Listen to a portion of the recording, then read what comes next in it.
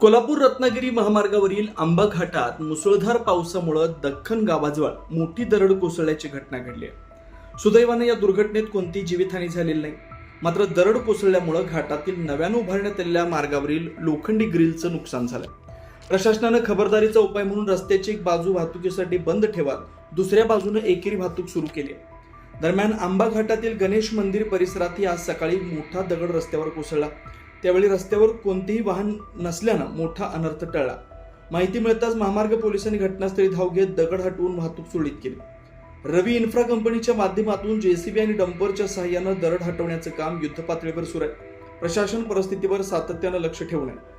घाट परिसरात दाट धुके आणि सततचा पाऊस असल्यानं दृश्यमानता कमी झाली आहे। त्यामुळे वाहन चालकांनी वेगावर नियंत्रण ठेवून सावधपणे प्रवास करावा आणि विशेषतः रात्रीच्या वेळी अवजड वाहनांनी आंबा घाटातून प्रवास टाळावा असं आवाहन प्रशासनाने केलंय।